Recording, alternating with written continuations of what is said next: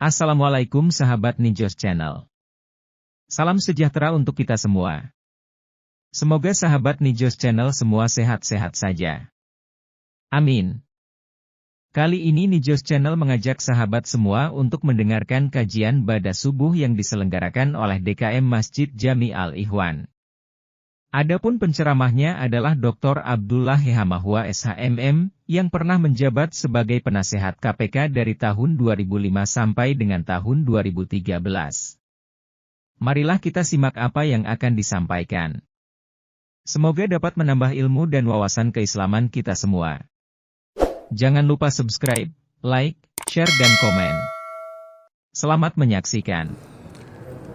Assalamualaikum warahmatullahi wabarakatuh. Bismillahirrahmanirrahim. Alhamdulillah wa nasta'in wa nastaghfir wa na'udzu billahi min shururi anfusina wa sayyiati a'malina. May yahdihillahu fala mudilla lahu wa may yudlil fala hadiya lahu.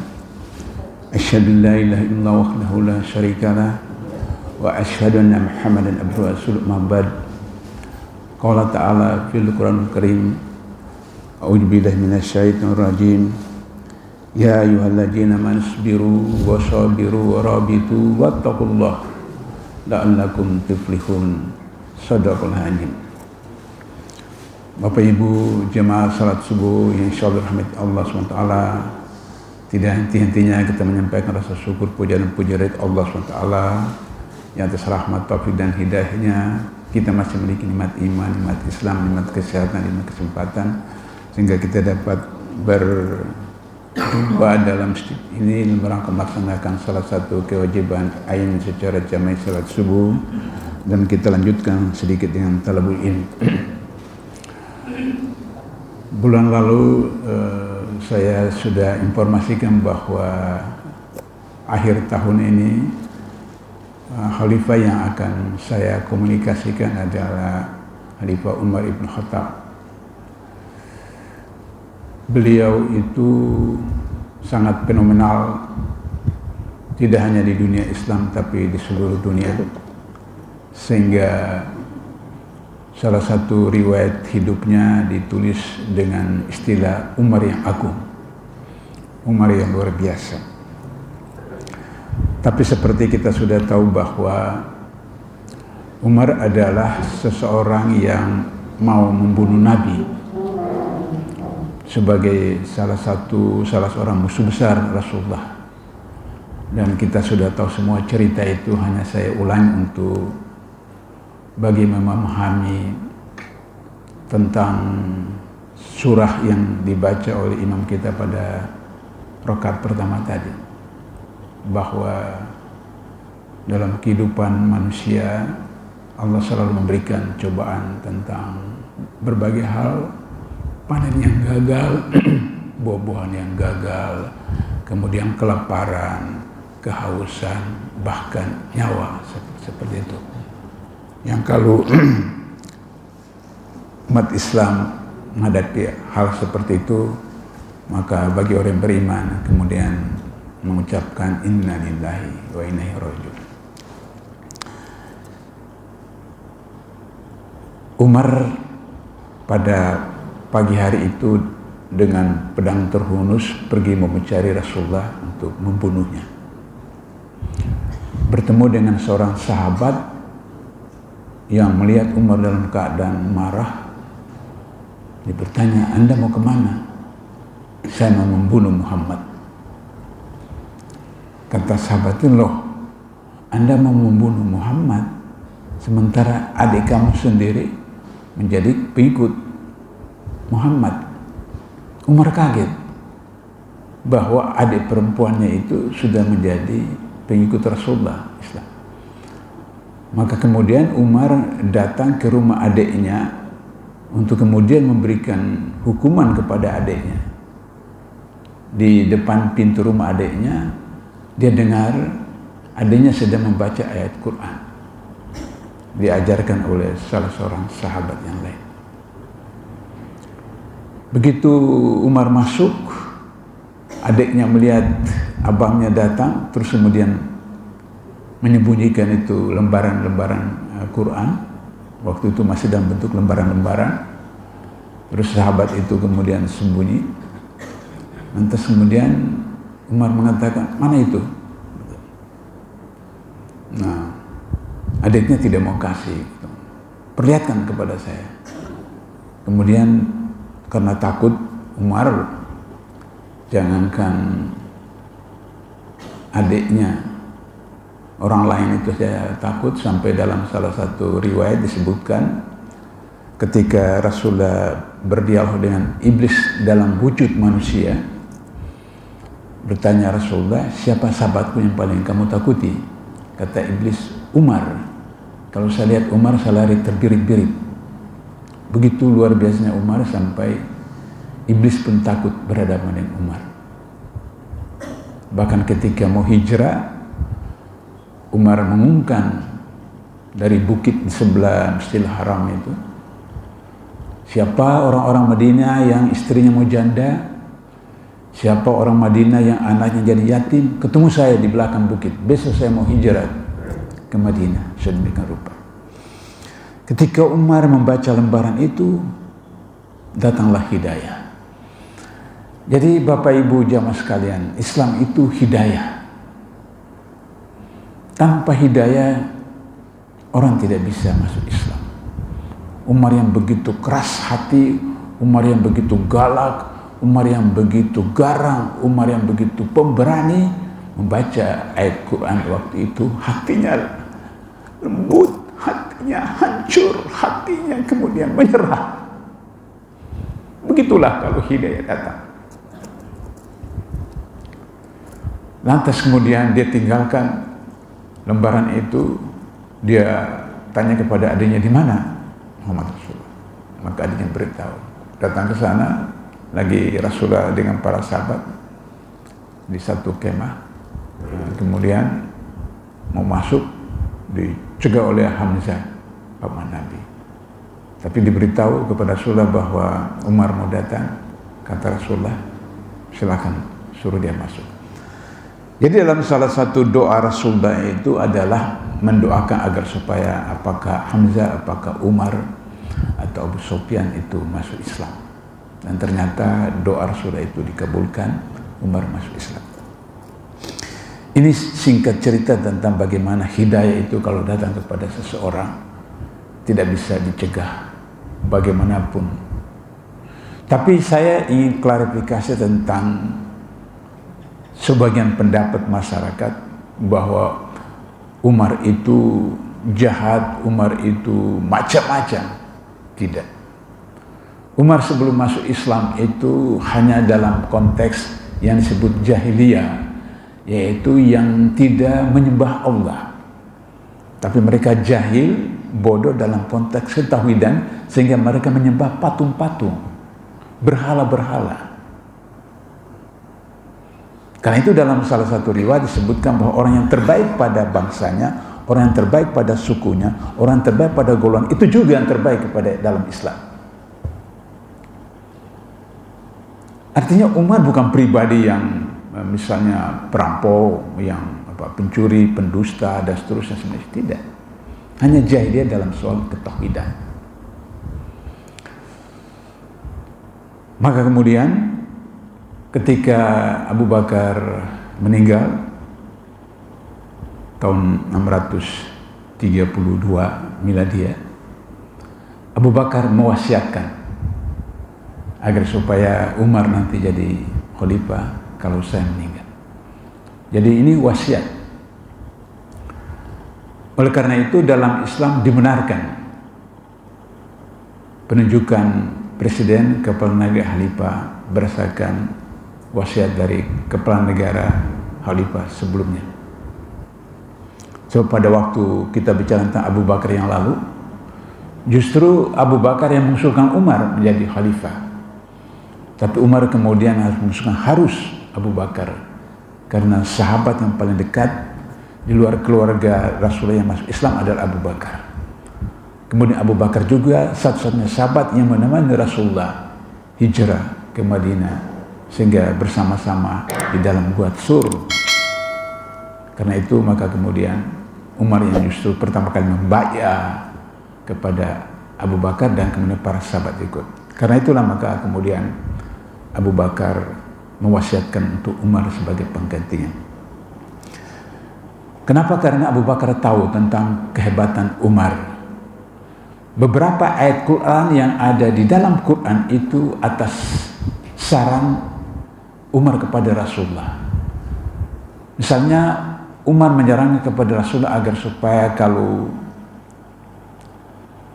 istri-istri Rasulullah, keluarga Rasulullah itu memakai hijab.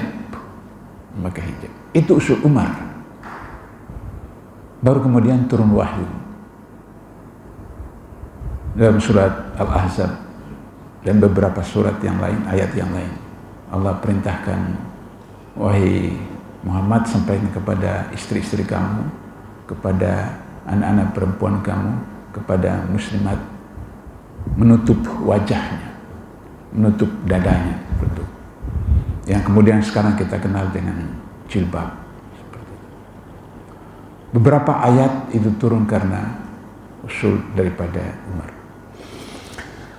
Jadi yang pertama dilakukan Umar adalah mentertibkan sholat tarawih. Jadi kita tahu dalam sejarah bahwa Rasulullah pada hari pertama, hari kedua, hari ketiga Ramadan sholat di masjid 8 rakaat, kemudian witir 3 rakaat, kemudian para sahabat datang juga kemudian mengikuti beliau seperti itu. Namun kemudian Rasulullah khawatir nanti para sahabat menganggap itu sebagai wajib, sehingga hari keempat Rasulullah sholat di rumah. Tapi para sahabat kemudian sholat di masjid. Ketika Umar jadi khalifah, umat Islam sudah makin banyak, sudah ramai di masjid Madinah, sholat di sana, sholat di sini, sholat di sini. Maka Umar menetapkan sholat berjamaah agar supaya tertib. Maka Umar kemudian mengirim surat resmi kepada semua wilayah-wilayah Islam agar supaya sholat tarawih tertib kemudian dijama'i. Itu langkah pertama sebagai khalifah yang dilakukan oleh Umar. Yang kedua, pada waktu itu ketika mengirim surat kemana-mana ke wilayah-wilayah Islam, maka kemudian hanya menggunakan tanggal dan bulan. Tahun tidak ditetapkan karena masing-masing wilayah punya tahun sendiri-sendiri. Maka kemudian Umar mengusulkan menggunakan kalender Hijriah. Ketika masih Abu Bakar, kemudian Umar juga sudah mengusulkan itu. Tapi resmi ditetapkan ketika Umar menjadi khalifah. Maka Umar mengundang para sahabat mendiskusikan itu, maka disepakati ditetapkan tanggal hijrahnya Rasulullah dari Mekah ke Madinah sebagai awal kalender Islam. Dan Rasulullah itu pertama hijrah itu tanggal 15 Juli tahun 622. Maka kemudian ditetapkanlah 1 Muharram 1 Hijriah 622 itu sebagai awal kalender 1 Muharram 1 Hijriah. Dari situlah kemudian berkembang. Jadi prestasi Umar yang luar biasa menetapkan sistem kalender yang hari ini diberlakukan oleh di seluruh dunia Islam. Dimulai dengan hijrahnya Rasul. Apa pelajaran Bapak Ibu yang kita ambil dari sini adalah bahwa kenapa tidak ditetapkan lahirnya Nabi Muhammad? Karena tahun Masehi itu ditetapkan pada lahirnya Isa. Kenapa tidak pada waktu misalnya wahyu pertama turun, tapi ditetapkan waktu hijrah? Artinya bahwa Islam itu dikembangkan, dimekarkan, didakwakan, salah satunya adalah melalui perjuangan. Hijrah itu perjuangan. Ya ayyuhalladzina amanu wa hajaru wa jahadu fi sabilillahi bi amwalihim wa anfusihim, dan terusnya. Hai orang yang beriman, berjihadlah, berhijrahlah dengan hartamu dan dirimu di jalan Allah. Jadi harta baru diri. Sehingga demikian maka persoalan hijrah itu merupakan awal daripada sistem kalender Islam untuk selalu mengingatkan bagaimana kita belajar dari sejarah.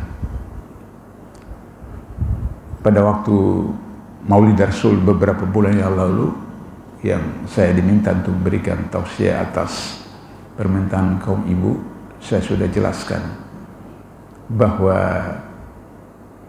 peringatan Maulid itu pertama kali dilakukan ketika Palestina, Masjid Al-Aqsa mau direbut kembali oleh Islam.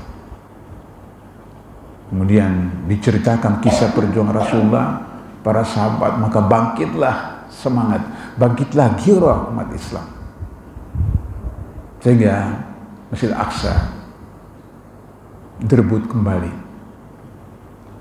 Nah, oleh karena itu maka di dalam sholat kita, saya ulangi kembali, saya sudah sering mengatakan ini, bahwa habis salam, assalamualaikum, assalamualaikum, kita disunahkan untuk beristighfar, astaghfirullahaladzim, astaghfirullahaladzim, astaghfirullahaladzim. Dalam satu riwayat disebutkan Rasulullah itu satu hari 50 kali, riwayat yang lain disebutkan 70 kali, bahkan ada yang mengatakan 100 kali. Rasulullah yang sudah dijamin masuk surga itu saja beristighfar satu hari 50 sampai 100 kali. Istighfar adalah proses muhasabah, proses evaluasi apa yang kita lakukan tadi malam, isya sampai subuh ini. Nanti zuhur kita evaluasi apa yang kita lakukan waktu subuh sampai zuhur. Jadi satu hari orang Islam itu mengevaluasi, menghisab dirinya 5 kali satu hari. Yang kalau dalam sistem pemerintahan modern, sistem masyarakat modern, sistem negara modern, pertanggungjawaban gubernur, bupati, wali kota setahun sekali, presiden 5 tahun sekali, di Amerika 4 tahun sekali, di Malaysia juga 4 tahun sekali, Indonesia 5 tahun sekali. Orang Islam itu satu hari 5 kali. Jadi ini pelajaran yang harus kita petik dari penetapan kalender Islam dengan menetapkan tarikh atau waktu hijrahnya Rasulullah sebagai awal kalender Islam 1 Muharram 1 Hijriah. Yang ketiga, Umar menetapkan lembaga pendidikan. Ini luar biasa Umar. Kenapa Umar menetapkan lembaga pendidikan? Karena wahyu pertama yang diturunkan oleh Allah melalui malaikat Jibril kepada Rasul adalah tentang pendidikan. A'udzubillahi minasyaitonirrajim. Bismillahirrahmanirrahim. Iqra bismi rabbikal ladzi khalaq. Khalaqal insana min 'alaq. Iqra bil Qur'an alladzi 'allamal qalam 'allamal insana ma lam ya'lam. 5 ayat ini merupakan silabus, kurikulum, metode dan target pendidikan. Sudah ada di dalam 5 ayat itu. Sehingga kemudian Umar membuka lembaga pendidikan, membahas, mengkaji Quran yang sekarang kita kenal dengan tadabbur Quran, dan kemudian membahas, membicarakan soal fikih. Itu pada zaman Umar mulai. Jadi fikih bukan pada zaman para imam-imam mazhab, tapi Umar. Hanya dalam beberapa waktu lembaga pendidikan dibuka oleh Umar di Masjid Nabawi, lahirlah ilmuwan-ilmuwan pertama dalam Islam. Yang pertama adalah Abdullah ibnu Umar, anaknya sendiri. Abdullah ibnu Abbas, anak dari paman Nabi ibnu Abbas. Abdullah ibnu Mas'ud. Kemudian Zaid bin Sabit yang kemudian dikenal sebagai sekretaris menulis Quran pada waktu nanti Utsman. Karena itu maka Umar yang mengusulkan kepada Abu Bakar ketika khalifah supaya Quran dibukukan dalam bentuk mushaf. Umar yang mengusulkan. Jadi luar biasa ijtihad Umar itu. Dia bukan hanya seorang panglima yang luar biasa berani, tapi juga seorang pemimpin yang cerdas dan mempunyai wawasan ke depan yang luar biasa. Dan ketika Abu Bakar, kemudian dirinya, kemudian finalnya waktu Utsman. finalnya. Karena itu memerlukan waktu yang lama, ketelitian mengumpulkan yang dalam lembaran-lembaran korma, lembaran-lembaran kulit domba dan seterusnya dari hafalan-hafalan para sahabat. Final pada zaman Utsman. Jadi itu adalah prestasi dari Umar menciptakan lembaga pendidikan, sehingga kemudian menyebar sampai hari ini di seluruh dunia. Yang keempat yang dilakukan oleh Umar adalah perluasan wilayah Islam. Beliau melanjutkan apa yang dilakukan oleh Abu Bakar. Sehingga ketika Umar, kemudian Islam menebar sampai ke Bizantium, sampai ke Persia, ke Iran, dan seterusnya. Maka Umarlah yang kemudian perkenalkan sistem pemerintahan kalau sekarang kita sebut kenal dengan otonomi, per provinsi. Pada Umar dibentuklah 7 provinsi. Provinsi pertama, Provinsi Madinah. Provinsi kedua, Provinsi Mekah. Provinsi ketiga, Suriah. Provinsi keempat itu adalah Kufa. Kemudian yang kelima itu Irak, kemudian yang keenam itu Palestina, yang ketujuh adalah Mesir. Setiap provinsi ditunjuk gubernurnya. Oleh karena itu maka pertama kali saya setuju dengan Prabowo bahwa pilkada itu terlalu besar biayanya, 21 triliun tahun ini. 21 triliun pilkada. Kalau pilpres, pileg, dan pilkada keseluruhan tahun ini 71 triliun.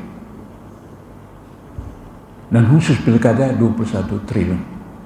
Dan itu dampaknya luar biasa. Tidak selesai antara kerusuhan kelompok A dan kelompok B, bahkan saling serang menyerang, pembakaran, pembunuhan, dan seterusnya. Apalagi di Papua, itu sampai puluhan yang meninggal. Mulai dari pilkada dulu sampai yang sekarang. Dan menurut Islam, khalifah yang menunjuk gubernur. Khalifah yang menunjuk gubernur. Itu dimulai oleh Umar dalam menata sistem ketatanegaraan pemerintah.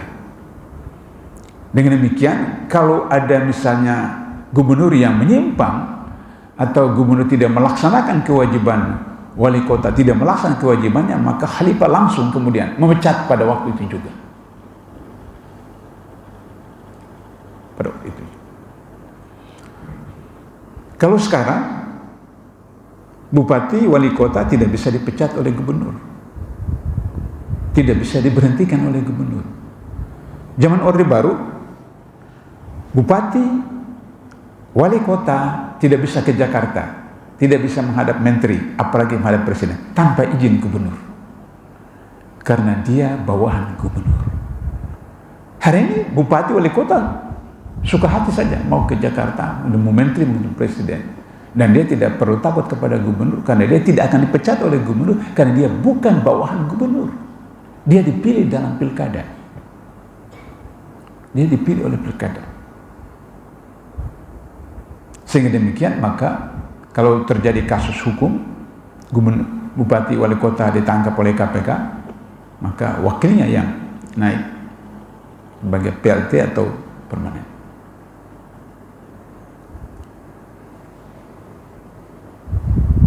Sehingga begitu, kalau Prabowo konsekuen dengan melaksanakan pemilihan bupati, wali kota oleh DPRD tingkat 2, kemudian gubernur oleh DPRD tingkat 1, maka pemilihan presiden konsekuensinya juga harus dilakukan oleh MPR seperti zaman Orde Baru.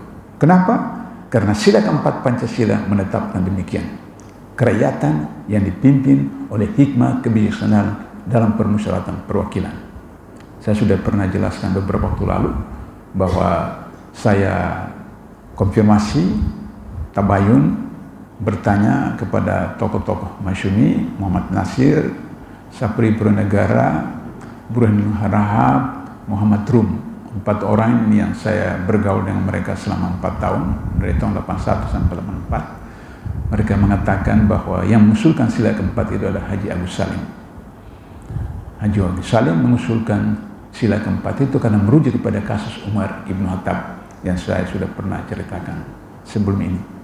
Bahwa ketika Umar dalam keadaan sekarat ditusuk oleh seorang pemuda Yahudi ketika sedang memimpin sholat, maka kemudian para sahabat mengusulkan supaya menunjuk anaknya Abdullah bin Umar sebagai khalifah, tapi Umar mengatakan tidak, cukup dari keluarga Ibnu Khattab, saya jadi khalifah.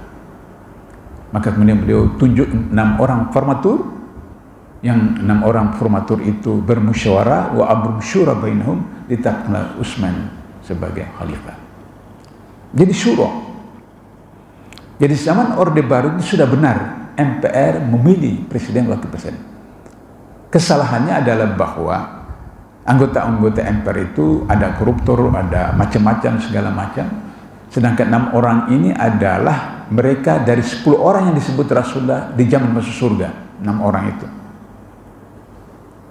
Oleh karena itu, kalau misalnya Prabowo konsekuen dengan pernyataannya kemarin di bulan tahun Golkar, maka kemudian diminta MPR melakukan sidang istimewa kembali ke Undang-Undang 45 menggantikan Undang-Undang Dasar 2002 sekarang. Maka problemnya adalah supaya anggota MPR itu berkualitas seperti 6 orang formaturnya Umar, maka partai politik di dalam rekrut anggota, partai politik dalam mengajukan caleg, partai politik dalam mengajukan calon gubernur, bupati, wali kota harus sesuai dengan sila pertama Pancasila, ketuhanan yang Maha Esa, berarti tauhid yang utama. Caleg, calon bupati, gubernur, wali kota, presiden. Yang kemudian diabadikan dalam pasal 29 ayat 1, negara berdasarkan atas ketuhanan yang Maha Esa. Kemudian diaplikasikan pada ayat 2, negara menjamin setiap negara memeluk agama dan melaksanakan ajaran agamanya itu. Kalau seperti itu, maka kalau masih ada money politik, bisa dikontrol, bisa dikawal. Anggota MPR 800-an, ya, 580 DPR tambah 200 lebih 13 anggota DPD, jadi kurang lebih 800 orang. Paling tinggi 3 hari, sewa hotel cuma berapa miliar, tidak sampai ratusan miliar, mungkin hanya belasan miliar saja. Kemudian memilih presiden. Kalau dari 800 orang itu masih ada money politik, katakanlah harus 51%, sehingga 401 orang yang money politik, KPK bisa tangkap.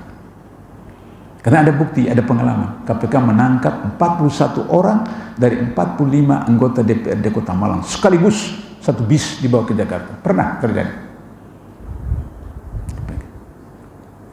Di Depok 50 orang anggota DPRD Kota Depok, kalau memilih wali kota 50/1, jadi 26 orang terima 1 M misalnya dari satu oligarki, KPK bisa tangkap 26 orang langsung. Jadi lebih sedikit mudaratnya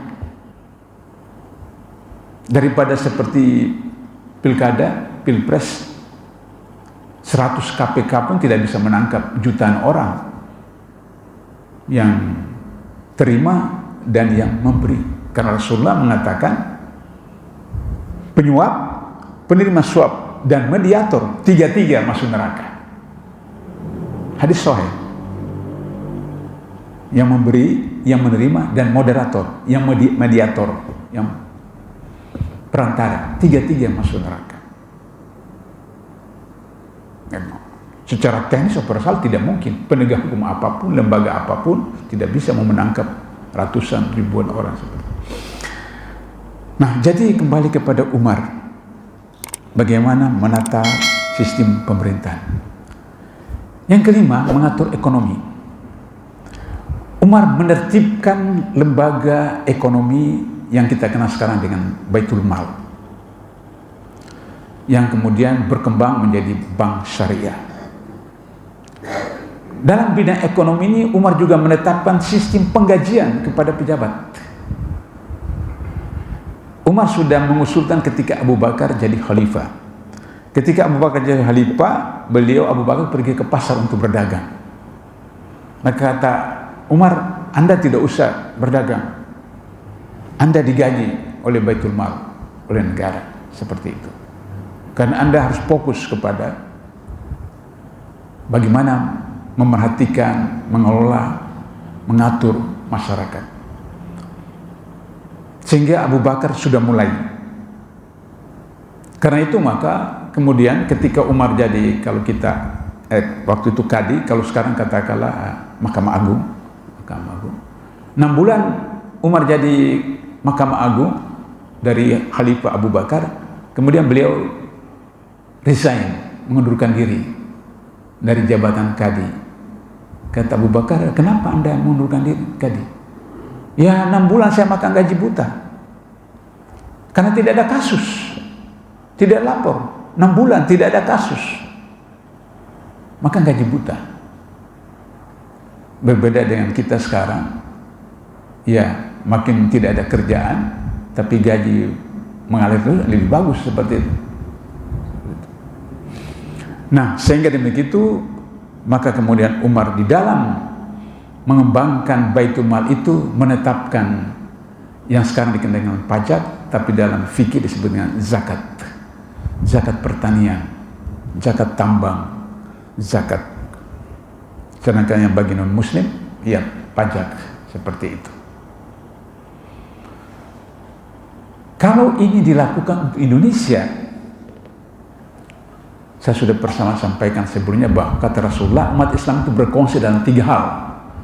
Padang, air, maksudnya padang rumput, air, dan api. Kenapa padang rumput? Karena Timur Tengah itu padang rumput. Tapi kemudian para ahli fikih melakukan istinbat bahwa seperti Indonesia, Malaysia, negara-negara Thailand apa itu adalah hutan, kebun, seterusnya. Kemudian air, kan Timur Tengah itu white gold, emas putih. Kemudian api, yaitu energi. Kalau kita berdasarkan hadis ini, maka kemudian itu yang dimasukkan oleh Bung Hatta di dalam pasal 33 Undang-Undang 45, bumi, air, dan isi yang terkandung dalamnya dikuasai oleh negara untuk digunakan semaksimal mungkin kepentingan hajat masyarakat rakyat. Maka saya coba menghitung, kalau hutan kita itu tropis terluas di dunia, tapi nomor 5 hutan terluas di dunia. Kemudian laut kita pantai terpanjang kedua di dunia setelah Kanada. Dan tambang kita itu ada 17 jenis tambang yang terbanyak di dunia. Maka 1 tahun itu kita bisa ribuan triliun APBN dari zakatnya. Zakat pertanian 10%, zakat tambangan ada 15%, ada 20%. Laut kita itu 20.000 triliun. Itu data dari Kementerian Kelautan dan Perikanan. Potensi kelautan kita itu 20.000 triliun 1 tahun. Padahal APBN kita tahun depan 2025 cuma 3.650 triliun. Jadi dari laut saja itu 6 APBN atau 7 APBN. Kalau dikelola oleh BUMN, BUMD. Sekarang bukan dikelola oleh BUMD, dikelola oleh oligarki. Pemerintah mengatakan ekspor batu bara naik, ekspor kelapa sawit naik, ekspor nikel naik. Ya ekspor itu bukan pemerintah, ya ekspor itu perusahaan swasta. Dan dibayarnya dolar. Dolar itu tidak masuk Indonesia, disimpan di luar. Sementara kalau kita mau bayar utang kita, itu harus dengan devisa dolar. Oleh karena itu kalau Prabowo sebagai jenderal yang betul-betul jenderal, konsekuen dengan statement-statement dan pernyataannya beliau, maka kemudian semua dilakukan oleh BUMN, BUMD, UKM, UMKM. Kalau itu ada swasta sebagai pelaksana atau agen dari BUMN, bukan mereka langsung. Sehingga kita ekspor itu uang dalam bentuk dolar itu masuk ke dalam negeri. Kalau yang sekarang kan cuma pemerintah dapat pajaknya dari perusahaan ekspor kelapa sawit, ekspor nikel, ekspor batubara, hanya dapat pajaknya. Tapi kalau kita langsung, luar biasa. Nah, jadi kalau sistem Umar diterapkan dengan zakat pertanian, zakat tambang, oh itu tidak perlu ada. Yang saya sudah pernah katakan, data-data di KPK itu, kalau 17 jenis tambang itu dikelola oleh BUMD tanpa KKN, setiap warga negara dari 285 juta mendapat 20 juta setiap bulan gratis tanpa kerja. Itu baru tambang, belum dari laut, belum dari hutan. Sistem ekonomi melalui Baitul Mal yang dilakukan oleh Umar. Oleh karena itu, maka kemudian Umar tegas. Ketika ada gubernur, bupati, wali kota, tidak ada bupati, wali kota, gubernur, wali kota menyimpang, kemudian dipecat, diberhentikan, atau disita. Umar juga yang menetapkan sistem pos. Kita sekarang punya kantor pos yang zaman dulu antar tukang pos dengan sepeda, sekarang dengan motor, segala macam seperti itu. Umar yang menetapkan dari satu wilayah ke wilayah lain pakai kuda, tentu saja mendaftarkan, sehingga dibuka perwakilan-perwakilan yang kita kenal dengan kantor pos. Umar luar biasa, dan itu wajar kalau riwayat hidupnya disebut dengan judul Umar yang Agung. Tetapi sebagai bagian akhir, sudah 5:30. Di dalam Al-Quran disebutkan bahwa ghanimah itu 1/5 bagi Allah dan Rasul. Baru kemudian anak yatim, fakir miskin, baru tentara. Jadi tentara yang ikut perang itu dapat bagian dari ghanimah. Sehingga begitu semua khalifah selain Rasulullah itu punya kekayaan banyak dari ghanimah. Umar itu ribuan domba, sekian ratus hektar kurma dan sebagainya, ghanimah. Tapi demi Allah, Umar makan cuma 1 lauk ketika jadi khalifah. 1 lauk. Apakah daging saja? Apakah lauk apa saja? Punya harta begitu banyak dari ghanimah, Umar makan hanya 1 lauk. Ini yang disebut dengan sense of crisis, kepedulian bagi orang miskin. Sehingga dengan begitu, ketika beliau melakukan inspeksi di kota Madinah, kemudian mendengar ada anak menangis, beliau masuk, Assalamualaikum, Waalaikumsalam. Lihat seorang ibu dengan anak kecil lagi menangis. Ibunya sedang memasak. Kata Umar, Anda masak apa? Masak batu. Seorang ibu masak batu. Loh, kenapa masak batu? Tidak ada yang dimasak. Jadi saya, untuk menghibur anak saya itu bahwa ada yang dimasak, saya masak batu. Supaya kemudian dia tahu nanti akan masak makanan, supaya dia tertidur. Zaman itu kan tidak ada kamera, tidak ada TV, tidak ada radio, tidak ada foto, tidak ada surat kabar, sehingga orang di pinggir-pinggir kota Madinah itu tidak kenal mana itu khalifah. Sehingga ibu ini tidak tahu bahwa yang berbicara dengan beliau ini adalah khalifah. Umar lalu langsung terbirit-birit ke Baitul Mal, ambil daging, ambil korma, ambil gandum. Pembantunya kalau kita sekarang ajudan mau bawa, dia bilang, tidak, ini tanggung jawab saya, kewajiban saya sebagai khalifah, harus saya bawa, memikul sendiri gandum. Umar sebagai khalifah datang serangga. Begitu sederhananya khalifah, gubernur. Saya kira begitu sebagai penutup dari komunikasi kita pagi ini. Waktu inspeksi lain waktu beliau mendengar dialog seorang ibu dengan anaknya. Saya sudah pernah sampaikan, tapi saya mau menutup untuk mengingatkan kembali kita tentang bagaimana hebatnya Umar. Kata sang ibu kepada anaknya, tambah air ke dalam botol madu itu supaya menjadi banyak.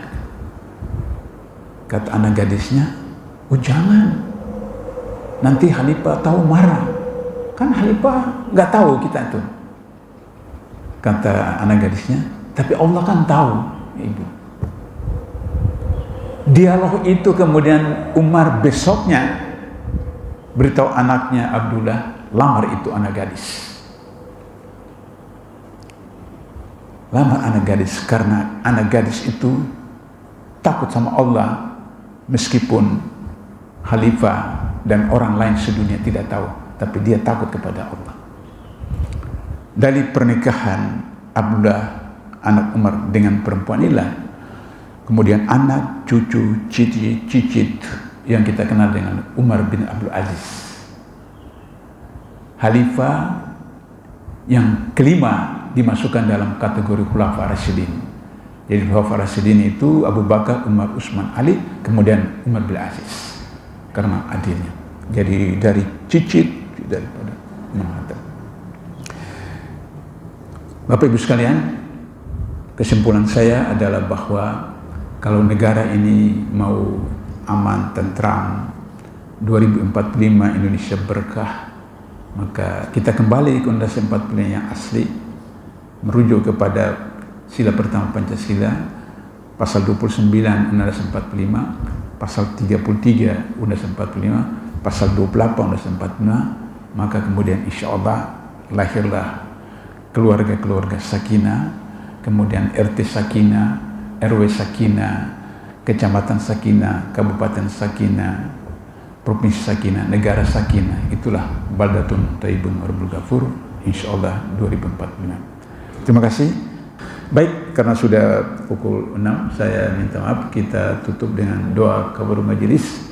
Subhanaka Allahumma asyhadu an la ilaha illa anta astaghfiruka wa atubu ilaik. Assalamualaikum warahmatullahi wabarakatuh.